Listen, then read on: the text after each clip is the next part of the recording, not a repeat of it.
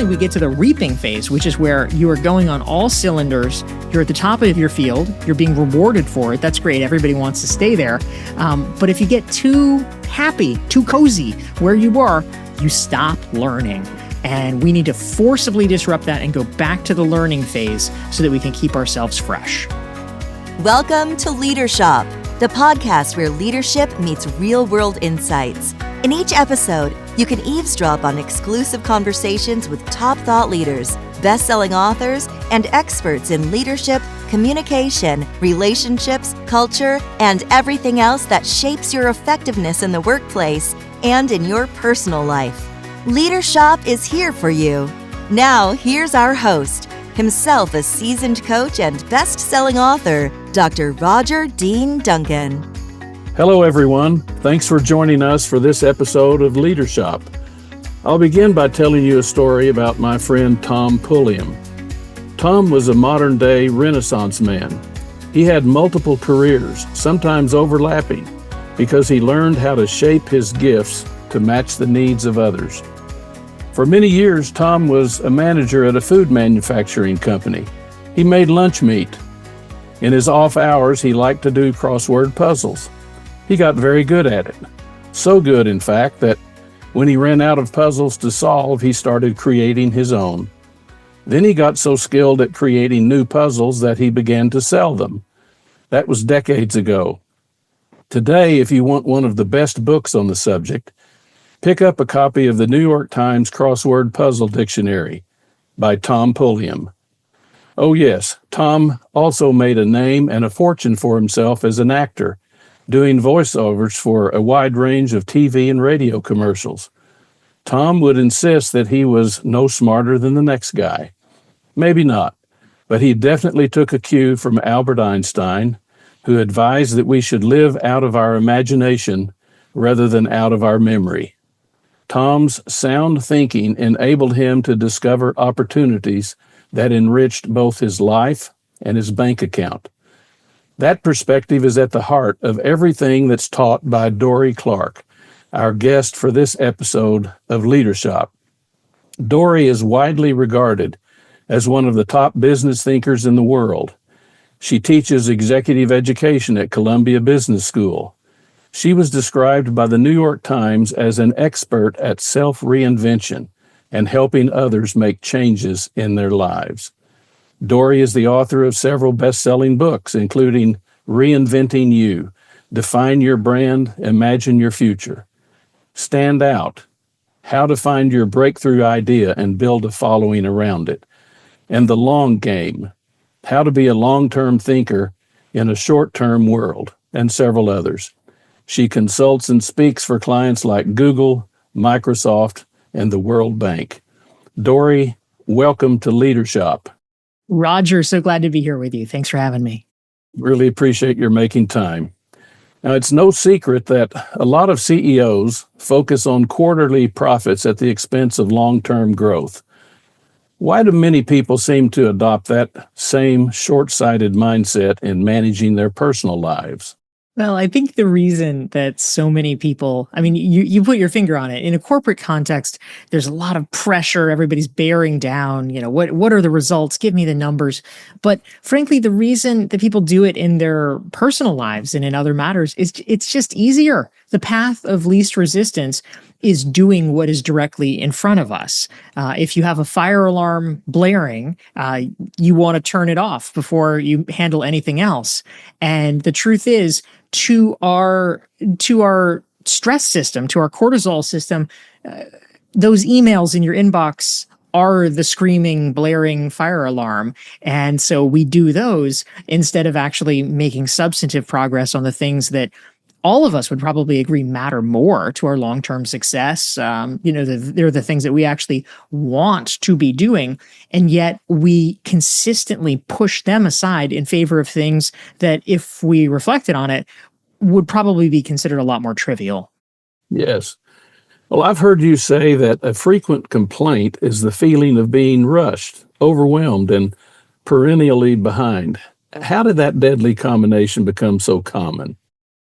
Well, I think especially when I started the process of ideating about my book, The Long Game, How to Be a Long-Term Thinker in a Short-Term World, I was traveling around. It was just before the pandemic. And I feel like it was kind of that moment of peak frenzy. The pandemic shut everything down. We stopped traveling. We stopped moving around for a while. And of course, that was terrible in a lot of ways, including the human toll.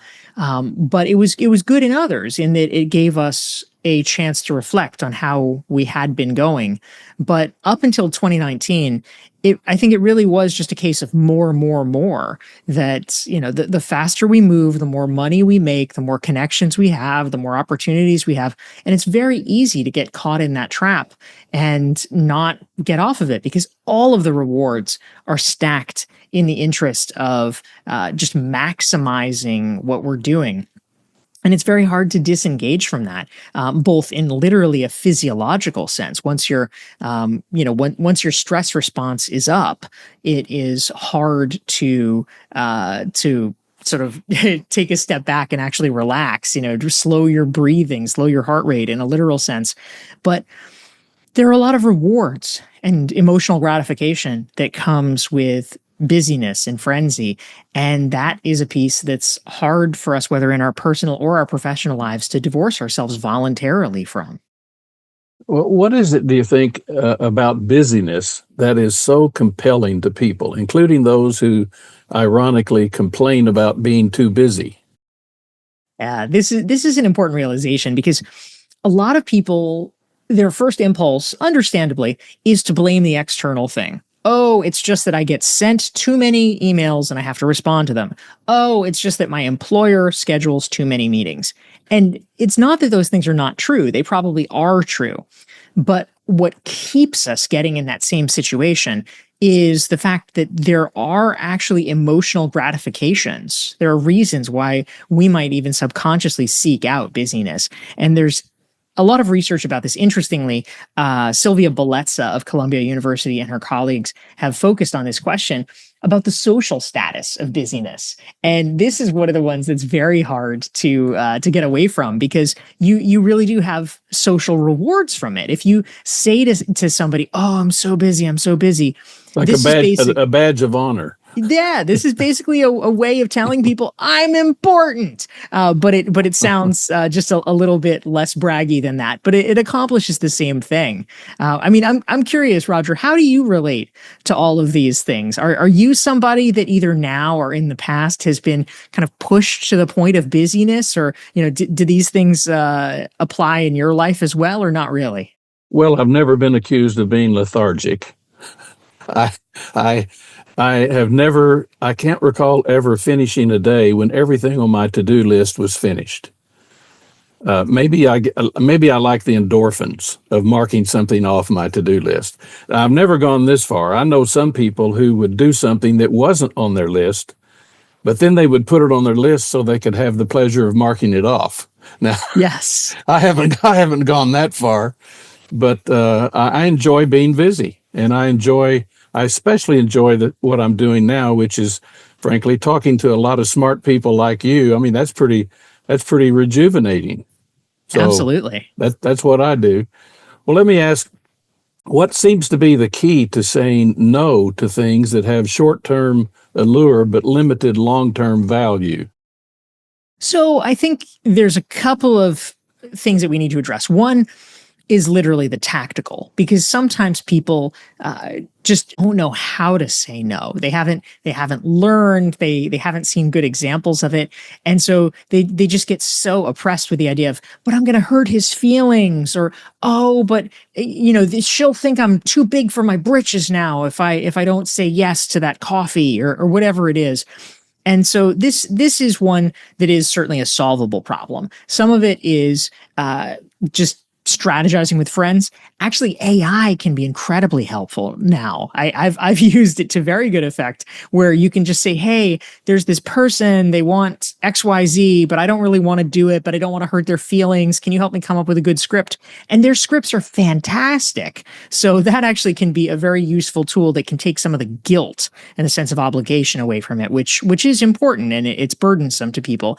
That's the tactical application. But at the strategic, that's the deeper one. I think a lot of it is really getting clear on the mindset and understanding that we are never going to have room in our calendars for the things that we say are important, that we claim are important, if we can continually fill up our calendars with things that are more trivial. The space will not make itself. And so understanding what the stakes are and getting clear that it actually is better for you to have a blank calendar, because either you're leaving room for when an emergency occurs, which is very helpful because emergencies do occur sometimes, and also that it is allowing you the space to think and the space to work on deep work projects that actually can move the ball for you in a much more substantive way. That makes a lot of sense. That leads to another question. You suggest that it's good for people to decide what to be bad at. Explain to our listeners what you mean by that. Yeah, so it's a little counterintuitive because, of course, in theory, none of us wants to be bad at anything. But this is an idea taken from Frances Fry, who's a professor at Harvard Business School, and Anne Morris, who is her collaborator. And they have written about this specifically in the realm of service businesses. And, just as an example, they talked about, for instance, they highlighted a bank, and this bank was very popular with their customers because they kept very long hours. They're open till like 8 o'clock at night on weeknights. And so everybody loved it, of course. And it begs the question, why does every bank not do this? And of course, it's because it costs money. Where does the money come from? This bank was willing to make a trade-off that other banks were not, which is that they paid very, very little on their customers' deposits. And for some people, that would be a deal breaker, because the most important thing for them is, hey, I want a lot of money on my deposits. But for other customers, they really didn't care. And the thing that mattered to them was the convenience of the hours. And so the bank said, look, it's a world of trade-offs. We can't have both. And so therefore, we're putting our chips here on longer hours. Similarly, for us as individuals, I think it's important. We get into this kind of magical thinking zone sometimes where we say, oh, but I can find a way, I can do everything.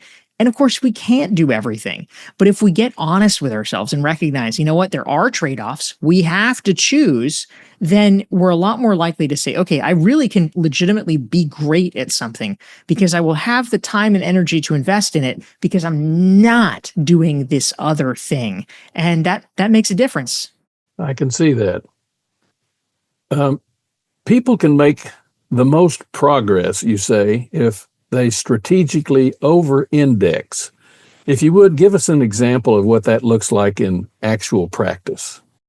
Sure. So strategic over-indexing, the good news about it is it doesn't necessarily mean it's a choice forever. It could be a choice that you do for a period of time, but it basically means going all in on something so that during a specified period of time, you are really moving the ball forward. And, just by way of example, on a personal thing, I think about my friend Jenny Blake. She is a fellow author and writer. She's the author of the book Pivot, the book Free Time. And she had gotten to a place as of about a year ago with her health that she was not happy with. She'd gained some weight during the pandemic. She wasn't really feeling good. And so she decided to literally go all in. She, even though it was a bit of a pinch financially, she joined a very fancy gym that had sort of a workspace attached to it. And she said, okay, it's worth it for me. And so over the course of a number of months, she was spending 4 or 5 hours a day at the gym. And the way that she was able to do this was she would take some classes, she'd work out, but then they had this extra sort of workspace there. So because she was paying more for the privilege, she would do some work at the gym, answer some emails, write some stuff, and then go back and work out more. And by going all in, by making a financial contribution, by making a time contribution and over-indexing on her health, she was able to lose 30 pounds and get, as healthy as she's ever been because that was a choice. Now, realistically, is she going to be able to do that forever? That probably not. 5 hours a day at the gym, even if you're working in between, is a lot. But it was something that was important to her to really get to the place where she wanted to go, and she was able to accomplish it. And she's probably less likely to gain those 30 pounds again. Yes, absolutely. So, Absolutely. Because you know how hard it is to get out of that hole. oh, Yeah. yes, I do. Well, thinking in waves is a productivity framework that you recommend. How does that work? Yes. So thinking in waves is basically the idea of just thinking through the fact that humans definitionally are different than machines. And, we're having lots of conversations now about how we partner with AI, how we work with AI. But one of the first things that we have to recognize is we are different than AI. Computers can just go and go and go. Humans can't. And that's true in a literal sense in terms of things like circadian rhythms. If you try to get me to work at midnight, I can promise you I'm not going to be as good as if you got me to work at 10 a.m. But it's also true in terms of the types of things that we do for our professional development. A problem that we get into sometimes is that we get good at something, and so we just keep doing it. We say, "Oh, this is great. I'm going to just do this forever." But unlike a machine where it's like, okay, let's just pump out more widgets. That's not the move for professional development. You need to get good at something and then have the wisdom to recognize it is time to move forward and get good at something else. And so specifically the phases that I identified, there's the learning phase where you're taking in information. There is the sharing and creating phase. And then there's the reaping phase. And just to briefly explain, the learning phase is, of course, pretty self-explanatory. When you first get somewhere, new job, new career, you don't know what you're doing. You're taking it all in. You're saying, how does this place work? Okay, you're a sponge. But then at a certain point, you have to stop being a sponge and you have to contribute. That's how you show that you have value and there's a reason to have you there. So that is when you are creating and you are sharing. You are connecting with other people. You're contributing ideas. You're writing things. You are a presence in the room so that people say, oh, he has really great ideas. And then finally, we get to the reaping phase, which is where you are going on all cylinders. You're at the top of your field. You're being rewarded for it. That's great. Everybody wants to stay there. But if you get too happy, too cozy where you are, you stop learning. And we need to forcibly disrupt that and go back to the learning phase so that we can keep ourselves fresh. Makes a world of sense. Hey there, Leadership listeners. We have something special for you. As a thank you for tuning in, we're offering you a free copy of Roger Dean Duncan's award-winning best-selling book, Change Friendly Leadership. In this book, you'll discover a proven framework for leading change that people will actually buy into, without all the stress and resistance that often stand in the way. You'll also learn powerful strategies to improve relationships both at work and at home, creating a healthier, more productive environment for everyone. To claim your free copy, just head over to changefriendly.com. Don't miss out on this opportunity to transform your good intentions into great performance. Again, grab your free copy of this best-selling book at changefriendly.com. Well, a first step in professional reinvention is getting clarity on where we currently are. What are some of the steps to a personal brand inventory to provide that clarity? Yeah. So a personal brand inventory, it can be something, a very formal process. It doesn't have to be, though. If you have, if you're an executive, let's say, and you have an executive coach that can do a 360 for you, where they're interviewing your boss, your colleagues, your direct reports, and coming back to you to say, what's Roger really like? That's great. Most of us don't necessarily have that as an option for ourselves, but there are many back of the envelope things that we can do that give us a very clear sense of where we're starting out, how people perceive us now, and we can begin to get a sense, oh, okay, here, if this is how I'm being perceived, is that close to how I would like to be perceived? These are important questions to know so that you know what your action plan is. And so one of the quick ones that I really like is called, and this is something that I shared originally in my book, Reinventing You, It's called the 3-word exercise, and it is super fast and easy. You just reach out to a group of people. You could do this on social media if you want. You could do this in person. You can text people, but you basically say, "Hey, I have a little exercise I'm doing. Name the first 3 words that come to mind when you're describing me." And when people do that, one person's data, it's useful in a mild kind of way, but that's one person's data. But if you start to hear from 6 people, 10 people, you are absolutely going to start to see patterns in what they're saying. And it begins to give you data points about, oh, wow, I know I'm a creative person, but I didn't realize that that was one of the very first things that people think about when they think of me. And it gives you useful information to say, this either is or isn't how I would like to be perceived by others, and therefore I will take action accordingly. Well, Dorie, you can be sure that when I think about Dorie Clark, creativity is one of the words that comes to my mind. So, well, thank you, Roger. I appreciate and that. I'll send you some more words too. In evaluating personal passions and possibilities, what are some good ways to enlist others to help you focus on a promising future? You've mentioned this I'd call it kind of a poor man's 360, but I know that can work. What are some other things you can do?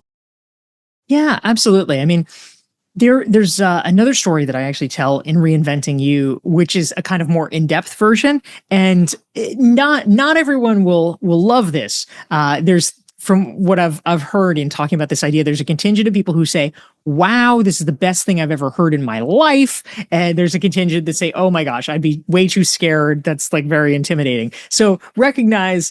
Some people will love it. If you don't love it, it's fine. But there was a great example of this. There was a woman I profiled named Mary, and she was at this career inflection point, and she just honestly felt like she didn't know what to do. And so quite logically, she said, well, maybe my friends can help. They're the people who know me best in the world. So she actually threw a party, essentially. And she had a friend who had experience with facilitation. And so he facilitated the meeting. And the way it worked was that Mary had to sit in the corner. She was not allowed to speak unless it was a clarifying question, but she just sort of sat and took notes. And it was a party for her friends, let's call it, a dozen of them or so. They were people she knew from work. They were friends. Her sister was there, people who were childhood friends. And the facilitator asked a series of questions about Mary. What are Mary's greatest gifts? If you didn't know what Mary did for a living, what would you guess that she did? Where do you feel like Mary could actually make a meaningful contribution? And they were just crowdsourcing, essentially. And there were so many interesting ideas and things that she had never even thought of for herself that other people could see. I mean, one person said she should write a children's book. Another person said she should work for political campaigns. And it sort of blew open her own perception of who she was and what she could be doing. And it turned out that was a very helpful step for her as she was figuring out the universe of possibilities of where she wanted to go in her next career journey. It was kind of a focus group. It was a focus group for her. That's exactly right. Yes. I like that idea. Well, now you recommend test driving a new career direction to ensure that it's really a good fit. How can that be done in a way that avoids a risky detour? Yeah. So I'm always a fan of de-risking where you can, right? I mean, there's a lot of, having written a book about professional reinvention, a lot of times the discussion, the discourse around it is about these very bold things. This person just quit their job and they started a business, or they quit their job and they took an RV on the road for a year, or, whatever it is. And those are very dramatic stories, and they may be inspiring in some ways to someone who's ideating about their future. But to me, honestly, they're kind of irresponsible stories, because unless this person has a lot of money saved in the bank, at which point, great, you don't have to work. So God bless, do whatever you like. It's the wrong narrative, I think, because it implies for people that if you want to sort of make a change or reinvent yourself, that it has to be this kind of bold gesture. And I think that's wrong, because first of all, there's a lot of things you can do that are smaller gestures and can give you really useful data. But also, I think that it discourages people who might want to make some changes in their life, but don't don't want to invite unnecessary risk. Maybe they have a family or a mortgage or things like that. And it scares them off and it often keeps them where they are. And that's not useful for anyone. I think that I prefer to have a more nuanced view of it and to talk about that so that people understand, you know what, if you're not happy or if there's just things you want to explore, there are plenty of ways to do that within the context of what you're doing now. And it could be something as simple as, you know what, I want to learn about social media management. That's something I'm interested in. Don't quit your job and go try to get a new job in social media management. Volunteer for a nonprofit and say, hey, can I lead your social media committee? And do that for 6 or 12 months. You'll get more experience. You'll decide if you actually like it. And by the time you want to get hired for it, assuming you do, you'll actually have something on your resume that you can show to people. So what do you think are some of the other strategies that someone could use to expand their learning opportunities in their current job to prepare them for greater opportunities elsewhere? Yeah, you've really put your finger on something important, Roger, which is there's so many ways within your current job, within your current company that you can get experience and test drive things. I named one example, which is, hey, you can volunteer for a nonprofit. They're grateful for the help Sure. and you can learn a lot. But even within your company, a lot of it is honestly just raising your hand, volunteering for committees or talking to your manager about ways that you can do a little bit more in the areas that you're interested in. It could involve something, more, I say in air quotes, more formal, but not necessarily that difficult to arrange, like job shadowing someone for a day. It could involve experimenting and saying, hey, I'd really like to learn a little bit more about this. Would it be possible the next time you have a meeting about this thing, can you bring me along? Or would it be okay? I know that you typically do X, Y, Z. I would love to try my hand at that. Could I try to do one, whatever that thing is, the next time around? And just having conversations like that and offering to do things. And to be very clear, when you're moving into a new realm, probably no one wants to pay you for it at first. And so these are things where, we need to recognize you still need to do the thing that's your current job. And this is more just, saying, hey, can I try this out? But it can get you somewhere in the long run. I mean, in my most recent book, The Long Game, I actually profile a guy named Adam who worked for Google, now Alphabet, and they famously have their program where you have 20% time and you can work in other divisions or on other projects. And Adam used that so effectively. He volunteered to help out on different projects that different teams were doing as part of his 20% time. And he made himself so useful and made so many positive relationships that over time, he was actually able to navigate into the exact role that he wanted in the company, which was working in their, Google X division, which is their experimental products division, which, is a sexy place within Google. They're doing a lot of cool things. And it was a dream of his to work there. And he managed to find his way through volunteering on an X project. And that wouldn't have happened if he had not asked. Absolutely, yes. So what issues do you think should one consider in finding and benefiting from a professional mentor? Yeah, so mentorship is always a really interesting question. I have thought about this and written about it a lot. In fact, I wrote a piece with my wife last year for Harvard Business Review about mentorship and thinking it through, especially for people who are younger in their careers. But of course, we can all stand to have mentors. And the key finding there is based on research that she's done, which is about different types of mentors. I think we often have this kind of homogeneous image of, it's this wise person that tells you what to do. And that's one variation. But she, her name is Alexis Redding. She likes to counsel people that there's other possibilities that are helpful. That she calls mirror mentors. And those are people who, maybe peers of yours, but the relationship is kind of like a mirror because they know you very well. And so they're able to reflect you back to you. And that is enormously helpful because sometimes, of course, right, as humans, we can't we can't see what we're like. We can't see what we're really interested in. But just having someone who knows us saying, hey, Roger, I noticed that every time you have a writing project, you really light up. You seem to really like that. Maybe you should do more with that. And having that message come at the right time is very powerful. You can start to say, oh, wow, I didn't really realize about myself. But now that I hear it, I understand that is true. So it's not just a senior person that can be helpful. It's people, all throughout the organization and all throughout your life.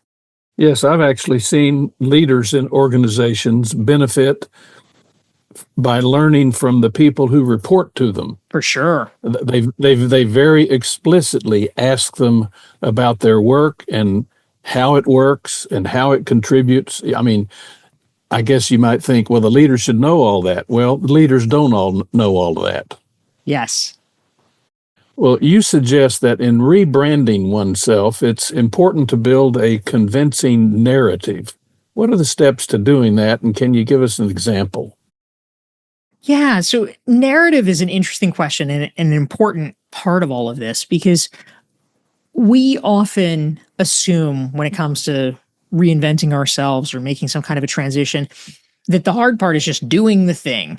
And, I need to go back to school, or I need to get that training, or I need to land that job. And of course, that is a challenge, but it's not the only challenge, because we also have to recognize that there is a story that we tell and a story that is told about us in that process. And we need to manage that too, because the truth is, it's very easy sometimes because the folks around us are not paying very close attention to us. The truth is they're wrapped up in their own lives.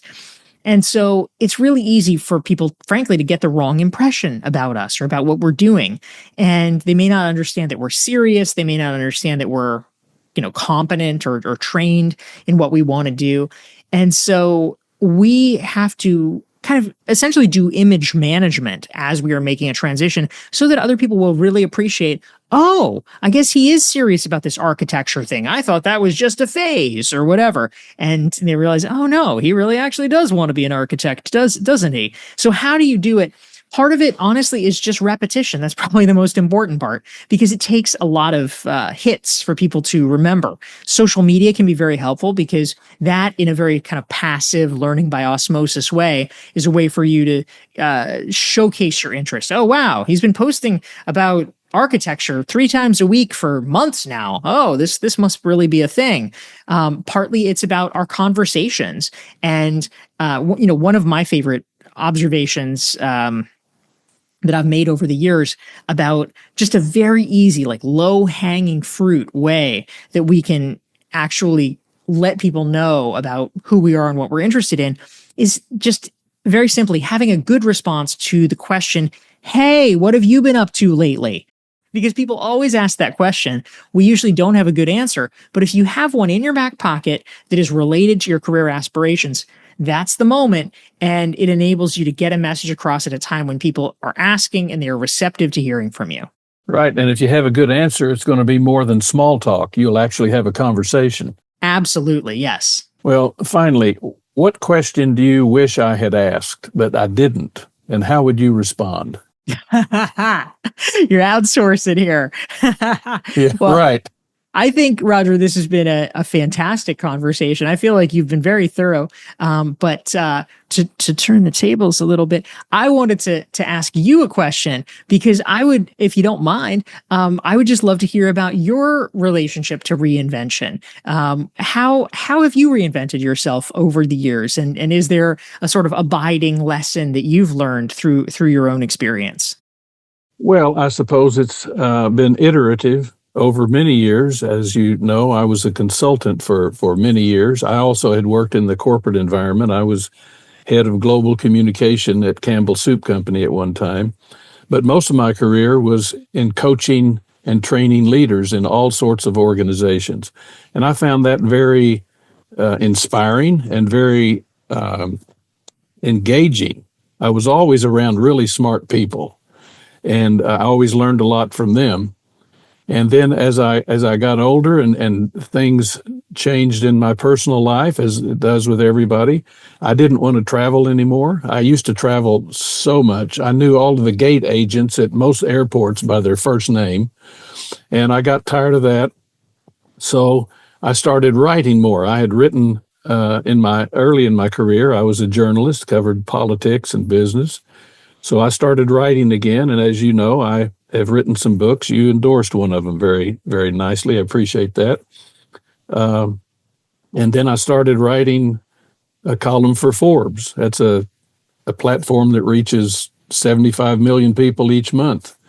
And so I interview a lot of really smart people. I've interviewed more than 600 people for my Forbes column. So good. And now I'm starting this podcast because I'm not just interacting with them by written word. I get to talk to them. And so I find that very stimulating, and I'm thinking that it's adding value to a lot of people's lives. If people can hear folks like you talk as you've done for the past half hour or so, that's a great benefit to them, and it's very fulfilling to me to make that possible for people. So I don't know if that answers your question, but that's how I've sort of evolved, and I don't plan to stop evolving. I love it. I think that's a fantastic answer. Thank you, Roger. Well, Dorie, thank you so much for joining us. If our listeners were expecting food for thought, you served up an entire banquet. We so appreciate your being with us. Now, to learn more about Dorie and her work, go to DorieClark.com. That's DorieClark.com. And to grab a free copy of my book, Change Friendly Leadership, go to ChangeFriendly.com. That's ChangeFriendly.com. In future episodes, I'll share my exclusive conversations with many more top thought leaders who will offer smart tips to boost your effectiveness in both your professional and personal life. Our guest list includes superstars like Stephen M. R. Covey, Liz Wiseman, Doug Conant, Heather Younger, Marshall Goldsmith, Bill George, Jessica Chin, Guy Kawasaki, and many others who have insightful things to say that you can put to good use immediately. Be sure to subscribe to our podcast so you can stay informed on what's coming your way. Trust me, you don't want to miss any of our episodes. And please leave a comment, even if it's short. That helps promote the show to millions of new listeners. And if there's a smart thought leader out there you'd like for me to interview, just let me know. Thanks again for joining us. Until next time, stay safe, be happy, and spread good cheer wherever you go. For Leadership, I'm Roger Dean Duncan.